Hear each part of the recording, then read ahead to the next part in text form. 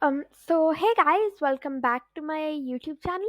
Today I am going to show you how to make a YouTube search app where you just basically insert the name of a video you want to watch or a search term, and then it opens the YouTube page for that particular search term. So this is by no means more efficient or faster than the inbuilt YouTube search bar, but this will give you a good idea of how to use text inputs and open link blocks.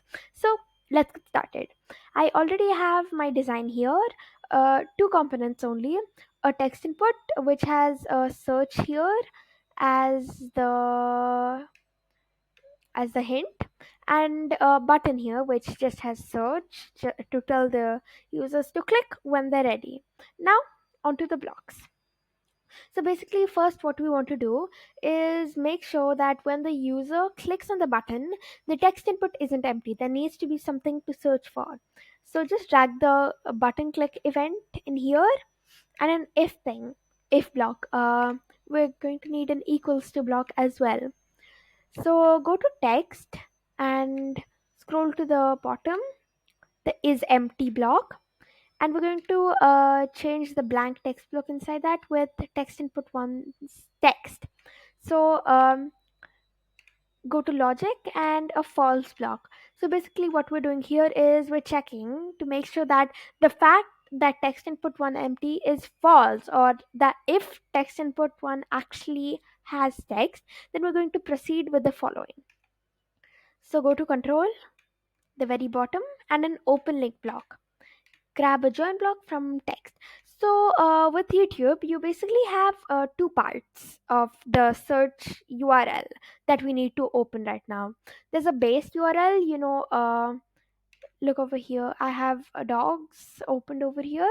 This HTTPS YouTube search query equals to thing, and then there's dogs after the equal.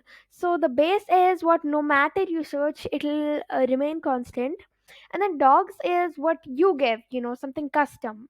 I just searched dogs, so it uses dogs over there.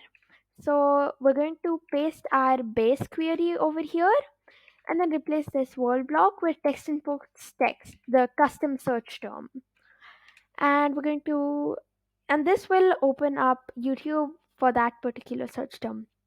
However, if text input is actually empty, then we're going to want to tell the user to fill out something and then wait. So there's something called a hint with the text input, a kind of faded text you might have noticed in lots of forms that tells you what to do, and then when you start typing something, that hint disappears. So we're going to just set the text to search for a YouTube video,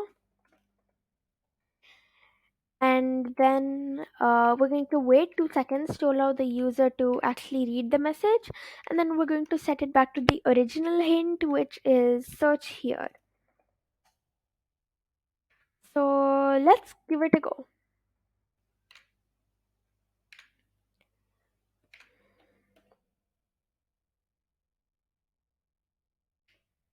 I'm going to search cats. Yep, it opened a search term for cats, the YouTube cats page. Now I'm going to cross that out and keep this empty. Yes, it changed to search for a YouTube video and then back to search here. Maybe the time isn't sufficient, so I'm going to change it to 3 and give it a test. Now, if I click search, it doesn't open any YouTube page, but it changes to search for a YouTube video. So, hope this video helped you.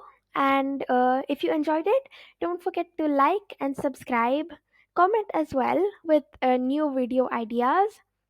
See you in the next video.